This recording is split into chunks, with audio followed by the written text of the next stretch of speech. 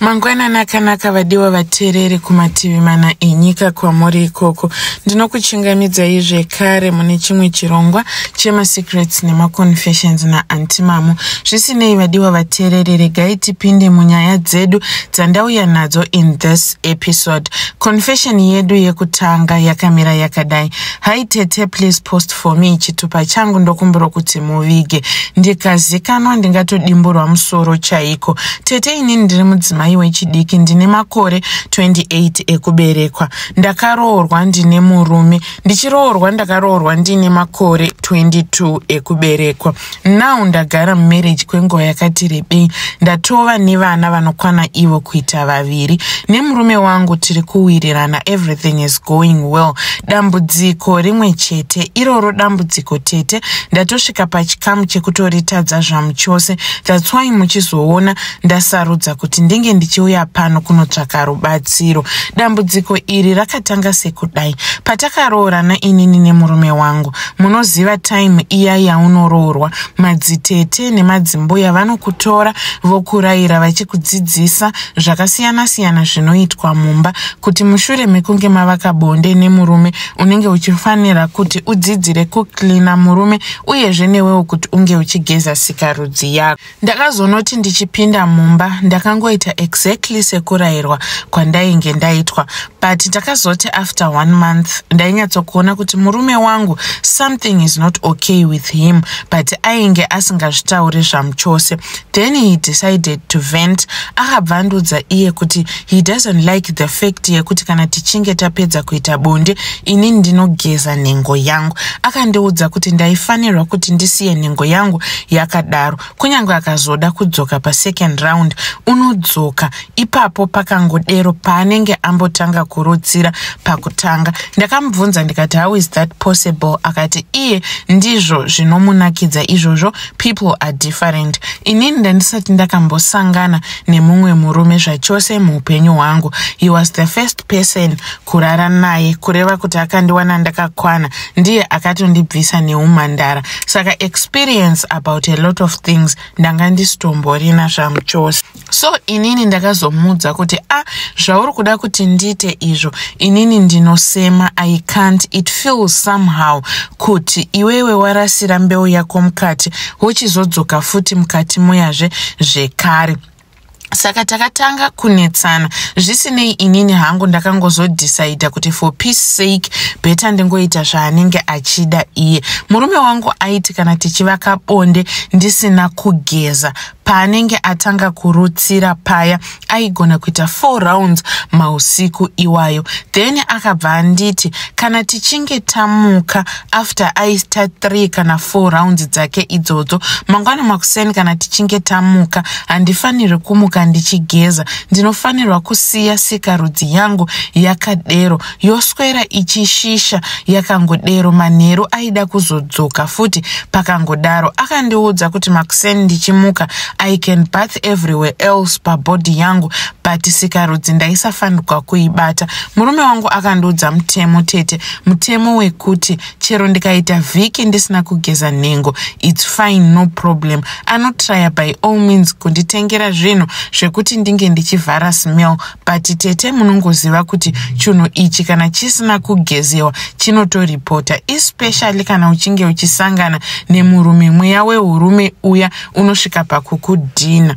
But mweya uyu though inini wanga usingandiitiri zvakanaka, but ndiwo wairatidza kuti wainge uchifadza murume wangu, because he was not even hesitating chero kundidya. Ndaita 3 days 4 days idzodzo ndisina kugeza, uyezve ndine hurume hwaanenge akadira 4 days ago. Tete murume wangu akazosvika pakundiratidzira nekundiudza kuti iye atori neaddiction nechinhu, atori neaddiction nesmell yechinhu, because sometimes even chero akaboikana anogona kungondidedza oti uya pano. Kana ndichinge ndaenda kwaari anosvika onditi bvisa bhurugwa ugarire daddy bear, then ndobva ndabvisa bhurugwa ndogara ndakachonjomara. Iye anenge ari pakati pemakumbo pangu akarara akazvambarara akatarisana nechinhu changu anenge achichitambisa kudai pamwe pacho anenge achitochinanzva. Imagine 4 days ndisina kugeza munhu obva atanga kutamba nechinhu changu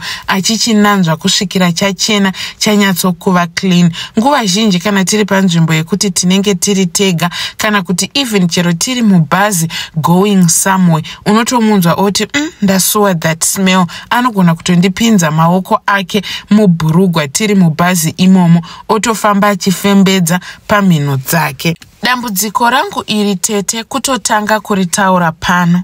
Sezvinhu zvinonyadzisa handina kukwanisa kuti ndinge ndichiva open kuti ndizvitaure kuhama dzangu kana kuhama dzemurume wangu. Sometimes chero ndikatomubikira chikafu chaicho anotodya akatotarisana negambi kutondiudza kutoti bvisa bhurugwa undichonjomarire. Anotondiudza kuti iwewe hako tanga wadya upedze, kana uchinge wapedza kudya wochizondigarira hako beya. Then inini kana ndapedza kudya ndochibva ndabvisa bhurugwa ndochonjomara. Unotodya sadza agoguta achifembedza mweya uwoyo. Sometimes even chero kutoseva chaipo pagambi anotoseva. Apa anogona kuti achibuda muplate achipedza kudya sadza oripindira. Tete chinhu chinonanzviwa kusvikira chasara chava pink.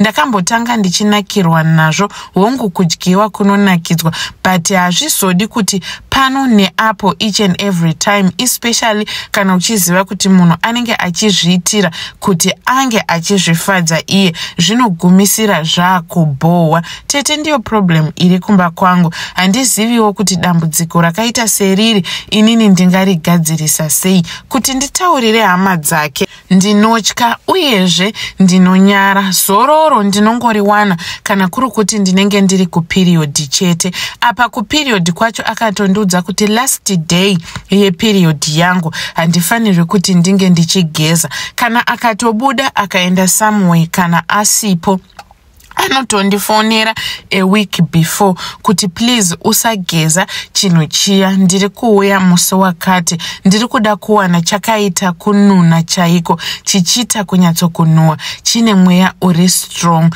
Then paanosvika paya tete unonyatsokuona kuti murume uyu ane mufaro akaita kufaranuka chaipo. Sometimes nekudawo kwekuti mweya wacho unenge uchienda uchiva strong, ndinozongogumisira ndatora tauro ndobva ndapukuta mumasaidi ndongozosiya zvinenge zviri mukati chete. Tete kutaura chokwadi murume wangu ndomuda.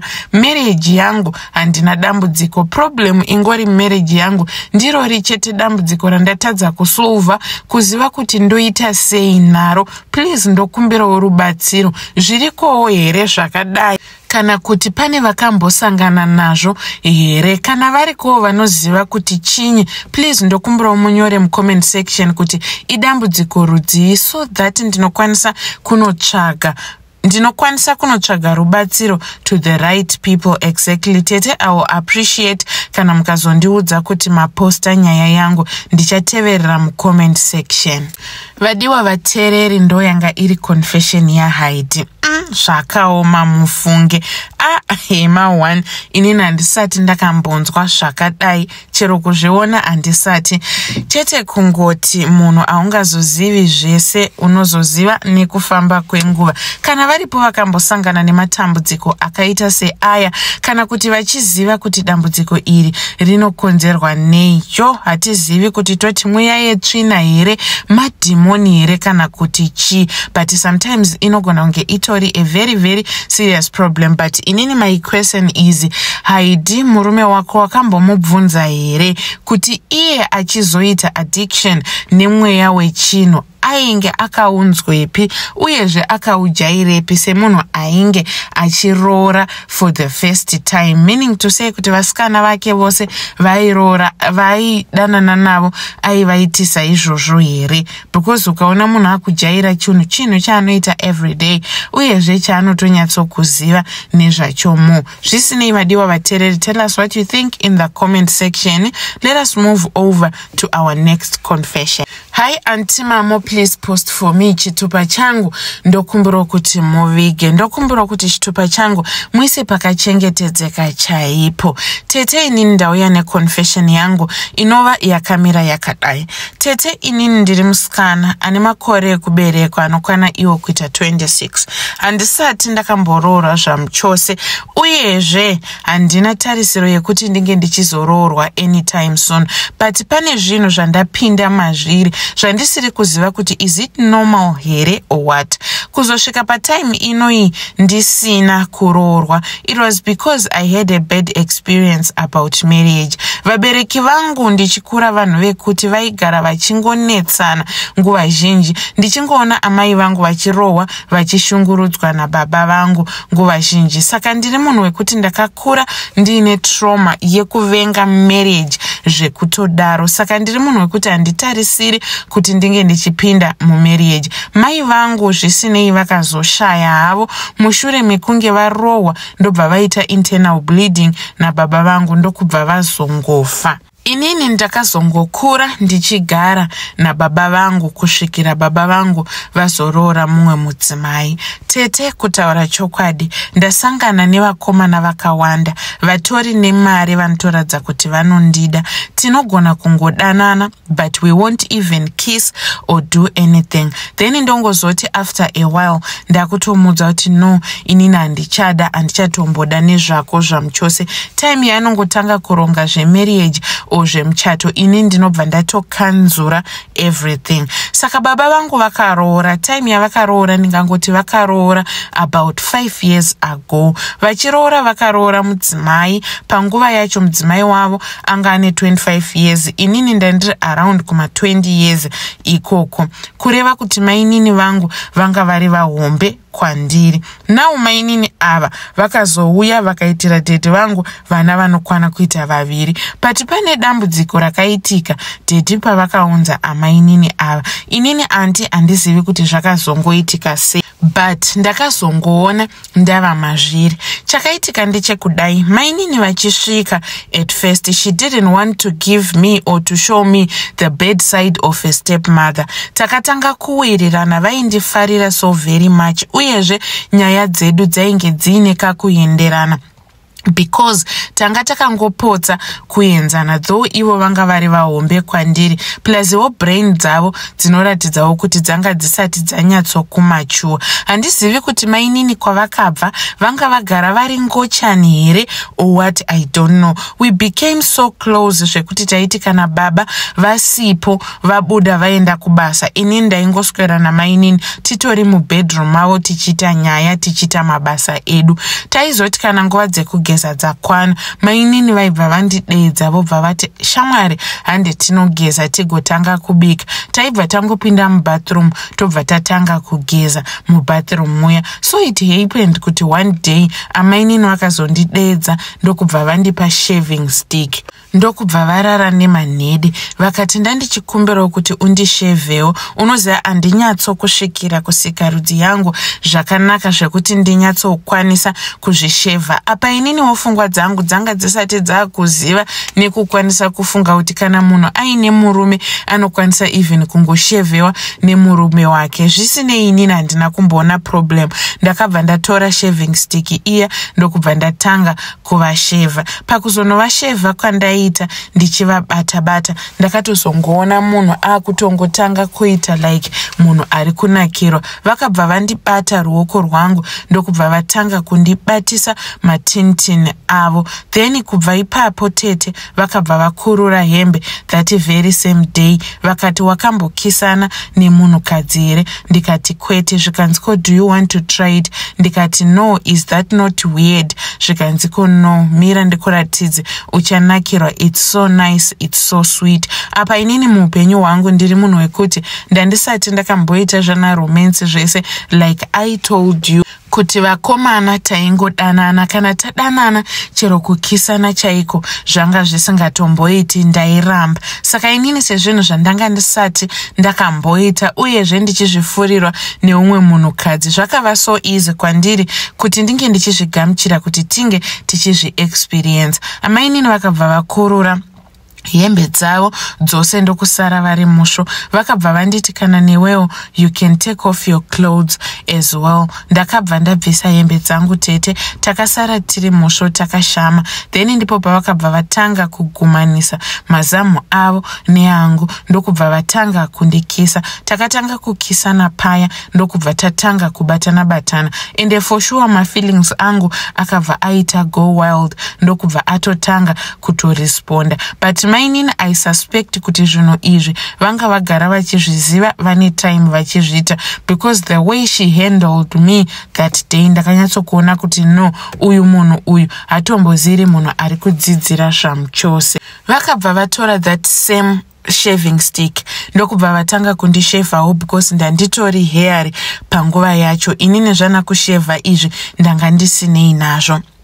Vakabva vatanga kundisheva ndokubva vatanga kundibata maonini angu vachimatatamura kudai kunge vari kutambisa rubber band. Ipapo ndipo pandakanzwa kuti no, I couldn't hold myself anymore. Ndakabva ndatanga kufila mamwe feelings but ndandisingazivi kuti ndoita sei because ndandine mukadzi biyangu. Mainini pavakaona ndakudero vakabva vatanga kunditambisa kabinzi kangu kepasikarudzi ndokubva vatanga kundinanzva. Tete, I had the best time of my life and I had the best experience in my life. Ndakanakirwa. Inini at first ndainge ndichisema kuita zvinhu izvi but mainini vakazondidzidzisa with time ndikadzidzira. But inini ndakazovaudza kuti imimi ndikudyei zvinonetsa because imimi mune murume, remember munorara nababa every day vachisiya tsvina dzavo ipapo, saka kuti inini ndizodya tsvina dzavo hazviite. Mainini vakabva vati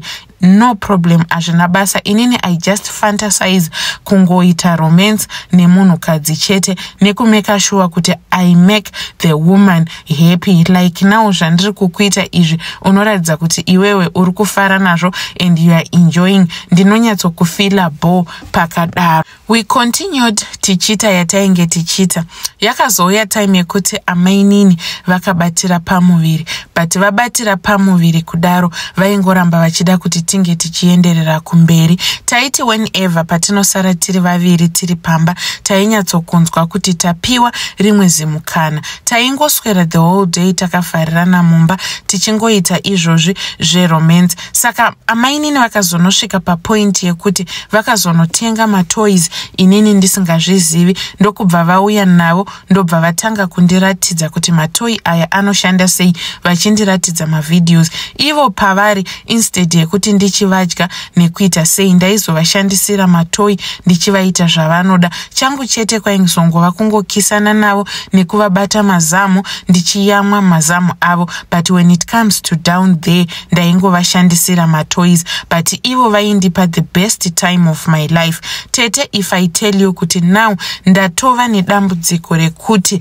ndava kungogara nguva zhinji ndiri pana mainini ivavo. Amainini vatova nevana vaviri nababa vangu, but baba vangu havazvizivi kuti inini nemudzimai wavo tiri kutodanana, tiri kuitana ngochani nerwekuseri, ivo vasingazvizivi. Vachitiona tichiwirirana vanongoti we are just bonding, takatowirirana zviye zvekuti saamai nemwana, but havatozivi kuti tinotoitana mukadzi nemurume kana ivo vachinge vasipo. Now inini I don't know kuti muzvonhu izvi ndobuda here kana kuti ndoita sei, because kutaura chokwadi zvinondinakidza tete. I'm enjoying kutopfuura vanhu vatori mumarriages kana kuti mumarelationships nevanhurume, and inini I'm still a virgin unless kana kuri kuti zvigunwe zvinobvisa hazvo virginity ndipo panengati handisisiri virgin, but kana kuri kuti zvigunwe hazvibvisi virginity, inini I'm still a virgin and I'm not looking forward to give myself to any man. Ndiyo yanga iri confession yangu tete. Let me know kana muchinge maposter. I know a lot of people vachandishora vamwe vagondijaja, but ndiyo life yandiri kurarama. I don't regret, ndiri kuzvienjoya zvamu chose. vadiwa vateereri ndiyo yanga iri confession yaHaidi. Zvisinei, you can let us know what you think pamusoro penyaya iyi, but inini I think iwewo munhu unenge wagarawo utoriwo nemweya yaunenge uinayo yobva yasangana nemweya inenge iri the next person pana mainini ipapo, then mobva matoklika zvakaoma. Kana mudzimu yako iri very weak haizokwanisi kuti inge ichikurwira kubva pazvinhu zvakaita seizvozvo. Anyway, I cannot judge you Haidi because iwewe ndiwe unoziva. Zvisinei vadiwa vateereri, tell us what you think in the comment section. Ngatisanganei zvekare mune zvimwe zvirongwa zvinotevera. Please don't forget to comment, like uyezve nekunge muchisubscribe.